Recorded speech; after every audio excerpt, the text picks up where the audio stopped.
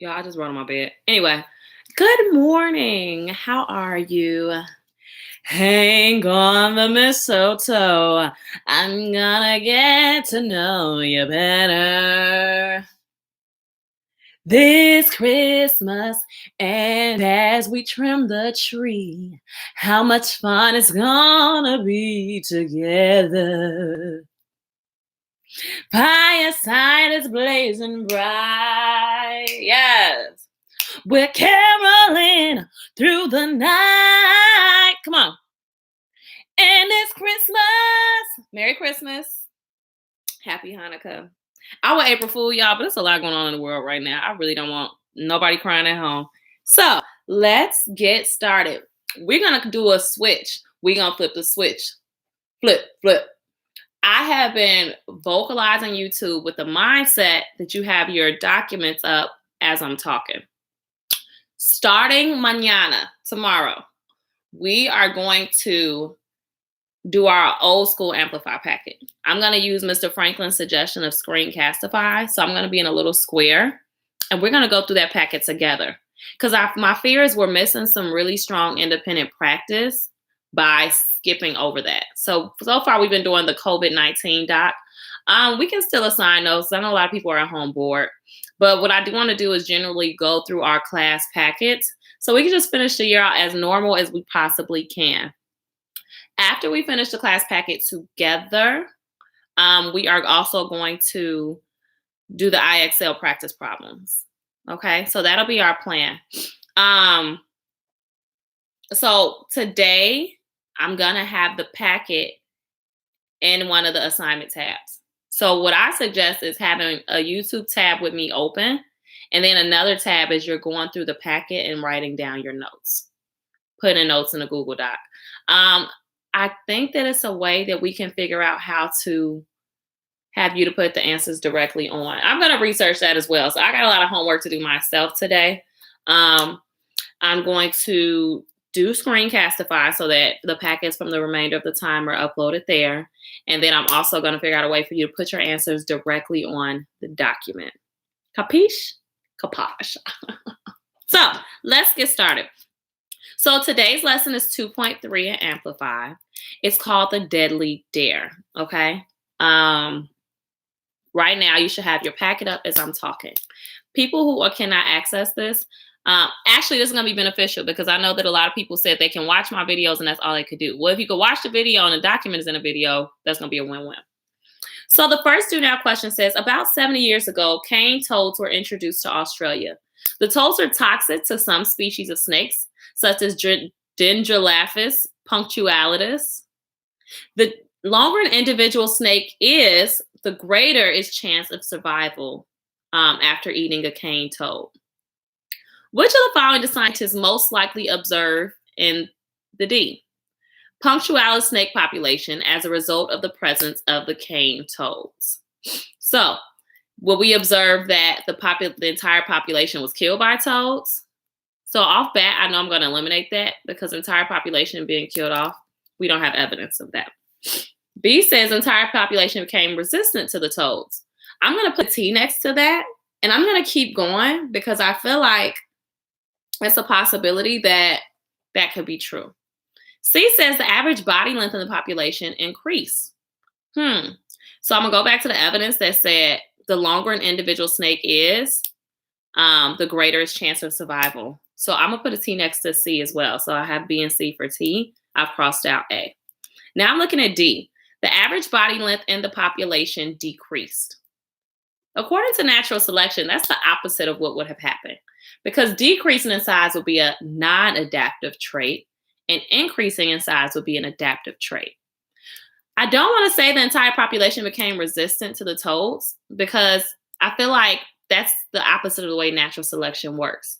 It would be more resistance, right? It would be more adaptation to the toads. Like they'll be able to survive with them because they have longer bodies. I'm going to go with C. The body length increased. As you get your packet and we're going over this together, you'll see why we chose C. But just to stamp that evidence, we're going to connect it right up to the top.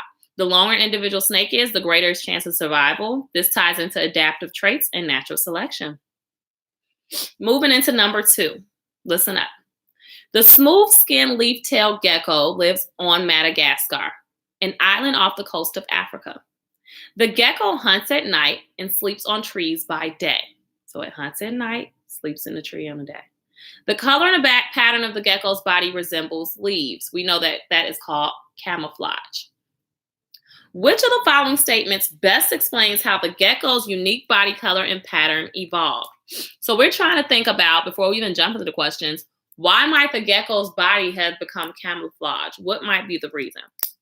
A says, all the geckos needed to look like leaves in order to live in trees and therefore acquired the necessary trait. So that the tree say needs to look like a leaf when you get up in here? No. So we're going to cross out A because that is not relevant. B says individuals with bodies that look the most like leaves interbred with other green and brown lizards. So that's kind of saying that the lizards were a little racist, a little bit. They only chose the ones that look like them. Let's go to C and D. Gene sequences of all the geckos mutated to produce the leaf appearance when ancestral geckos moved from mud to trees. Okay, I could put a T next to that because mutations can happen. But it says all of the geckos. And I know that usually if it says all of, that's extreme language. D says individuals with bodies that look the most like leaves were better able than other individuals to avoid predators and passed on the trait. What you think? Me too. I believe that D is the best answer. A did not work. Needed to look like is not relevant. B did not work because it says that the geckos were racist.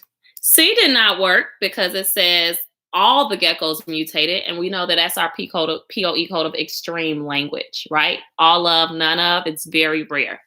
D is the best answer, okay? I want you to write this down. I'm gonna write it down too, so I know I'm not going too fast. Genes provide instructions for protein molecules which determine traits. I'm gonna read it again. Genes provide instructions for protein molecules which determine traits. The benefit of me not being a real person is I can go back 50 times if you did not get that. So make sure if you didn't get that, you rewind. Our objective of today is that you will be able to explain why and how the newt population became more poisonous over time. And I think that we're getting to that point where it's really solidified in our brains why that happened, but we just need a little bit more practice. So in your warm-up, I'm not going to go through all of these things because you are a very intelligent group, 2024, and anybody else that's watching, I know you're intelligent too. The warm-up was how natural selection works. So you'll see these charts. We're going to have to do this tomorrow because it'll be up on your screen as well. You'll see these charts and you'll answer the questions according to how the histograms have skewed, okay? So like number 1 says, look at diagram 1. How could you describe the newt population? And I see that almost all newts are in the box, right? And so you're just making your key observations. Number 2 says, did the newts and the poison levels reproduce, right? And you can see that some are crossed off. 3 says, look at diagram 2. Did newts from all poison levels die? So you're just going through the warm-up. What I do want to read with you are these review notes. These are key things I need you all to understand before we leave and are done with natural selection, okay?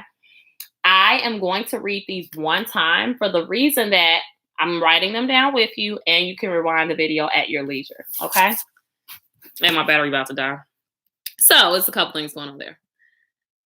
The first one. Some organisms have adapted traits that help them to survive in a specific environment. Some organisms have adapted traits that help them to survive in a specific environment. Just to hone in on that a little bit, we already know what that is. We know the traits that we have that help us survive in a specific environment. What if, like, our great ancestors didn't have feet? They couldn't walk. Would they be able to run when danger came, right? So I'm not saying that feet are necessarily adaptive trait, because I don't know historically if there's ever a time we didn't have feet. But if that were the case, that would be a really good example of an adaptive trait. We would have to be able to run from predators to run from danger, which is why that would be. Okay? Second bullet point. Organisms with adaptive traits. Organisms with adaptive traits are able to survive, keyword being survive, to survive longer. So they reproduce more than organisms with non-adaptive traits. So because they are able to survive longer with their adaptive traits, they reproduce way more than organisms with non-adaptive traits. Not much more to go. We got like 3 to 4 bullet points left. Very short. These organisms pass their traits to their offspring. That's the next one. These organisms pass their traits to their offspring. From generation to generation, y'all know listening to that. From generation to generation, the adaptive trait becomes more common. From generation to generation, the adaptive trait becomes more common.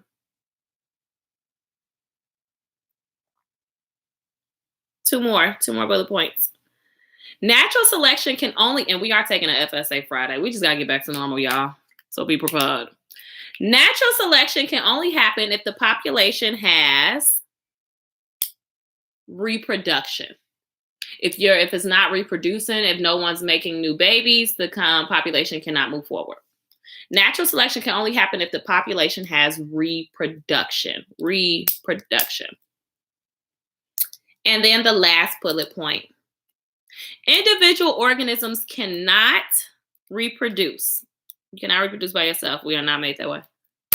Organisms cannot change or alter their genetic traits. Organisms cannot change or alter their genetic traits. Like plastic surgery is a real thing. However, that is not something that you can just willingly do. A lizard cannot say, oh, I want to be a short-tailed lizard. Like, this just doesn't work like that. Unless its tail gets bit off. Okay? I'll read it one more time. I heard somebody tell me to read it. Individual organisms cannot reproduce. Organisms cannot change or alter their genetic traits. Okay. To stamp the definition of natural selection. The process by which the distribution of traits in a population change over time. Reading it again. Natural selection is the process by which the distribution of traits changes over time. Right? So that's just looking at us, King Tut, looking at us, and who else? So the average lifespan in like pilgrim type days was people were dying at like 20 and 30, which means I'll be a senior citizen right now. Thank God for that. That was the average lifespan because they had more non-adaptive traits than adaptive traits. People in the back in the day used to die from a cold. A cold is nothing to us. We sneeze, we get some tissue, and then in a week we're back to normal. So it's just a matter of our bodies building up our immune systems and being able to have more adaptive traits. What you're going to do after this, I want you to reread that article from yesterday. Read it to a sibling, a parent, an aunt, or an uncle. Okay. Here's a simulation. If you don't have it, you know to skip it. If you do have it, I do need you to get in that practice. And then here's some independent practice questions. Okay. The independent practice questions and the exit ticket are what I want in the Google Doc. Listen again. The independent practice questions and the exit ticket questions are what I want in the Google Doc. I don't want no questions about that, y'all, because I just told you 3 times what to do, okay? So we're going to do that.